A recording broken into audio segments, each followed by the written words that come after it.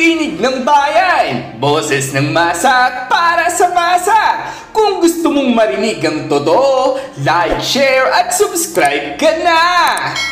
Magandang araw mga katinig ng bayan. Eto na naman tayo para sa isang mainit-init na usapin sa politika. Isang larawad lang pero sangkatutak na tanong agad ang sumulpot. Galing ito sa post ng TVS vlogger nga raw na si Peanut Gallery Media. Isa sa mga masugid nating sinusubaybayan. Aba mukhang may bago raw na mukha ng oposisyon sa Senado. Hindi mula sa Dilawan, Pinglawans o kung sino man, kundi mula raw mismo sa hanay ng mga dati o kasalukuyang kaalyado ng administrasyon. Ayon sa post, ang mga nasa larawan ay sina Senator Bongo, top-notcher sa nakaraang halalan, kilalang kaalyado ni dating Pangulong Duterte, Senator Ronald Bato de la Rosa, dating hepe ng PNP, Duterte loyalist at naging mukha ng anti-drug war,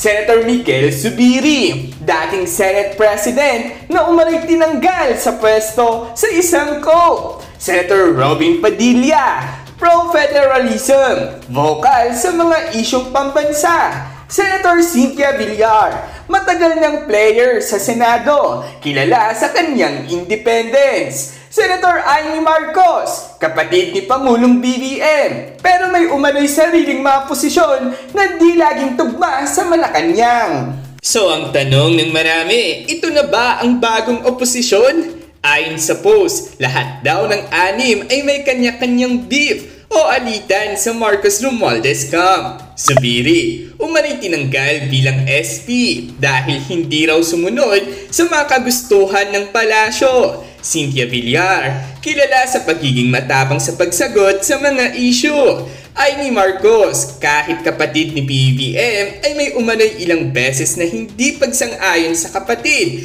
lalo na sa usaping foreign policy at transparency. Robin Padilla, tila may sarili, ring brand ng advocacy, federalism at constitutional reform na hindi raw prioridad ng kasalukuyang palasyo. Bato at Bongo, mga stalwart ng Duterte Bloc na ngayon ay tila umiiwas o naglalagay ng distansya sa Marcos leadership.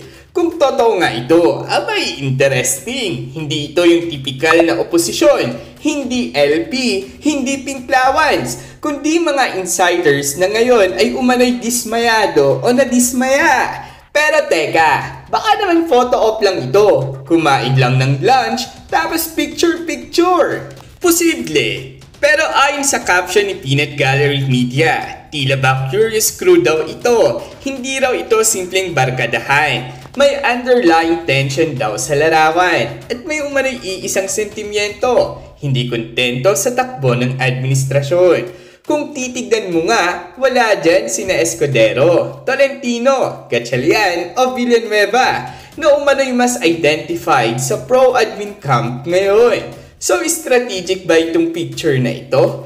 Parang gustong sabihin, hindi kami kalaban ng bayan, pero hindi rin kami uto-uto. Ouch! Ang mas nakaka-curious dito, kung ang dating mga kakampi, ngayon ay umano'y nagdududa na, ano na ang ibig sabihin nun?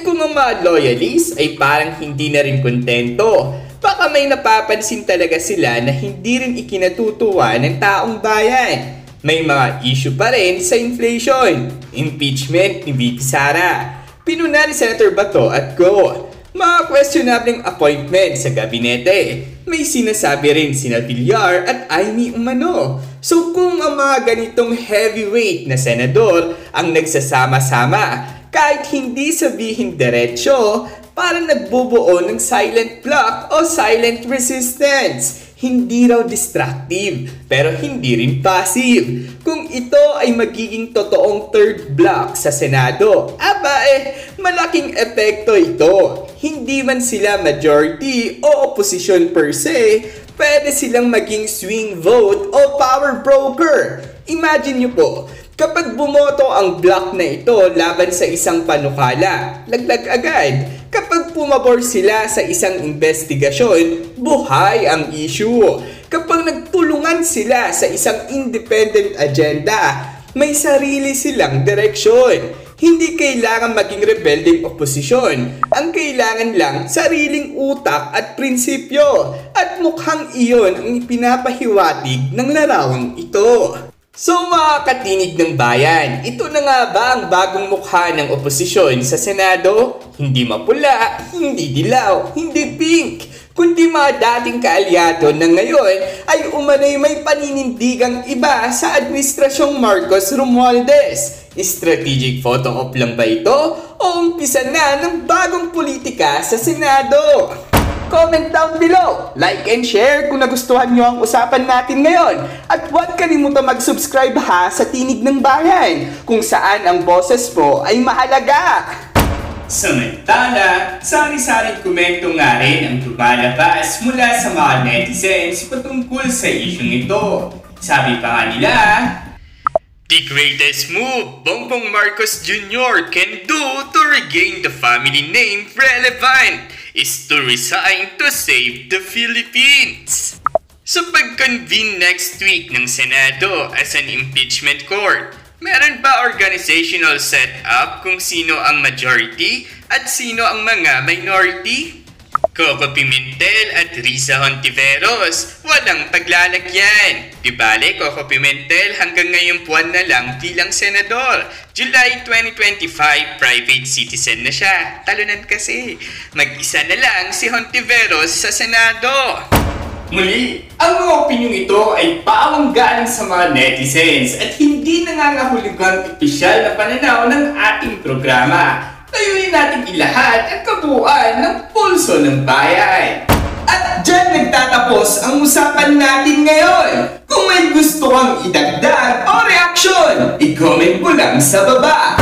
Boses mo'y mahalaga. Huwag kalimutang i-like, share at subscribe para sama-sama nating palakasin ang Tinig ng Bayan. Hanggang sa susunod, tandaan, ang may alam, may laban! Awesome!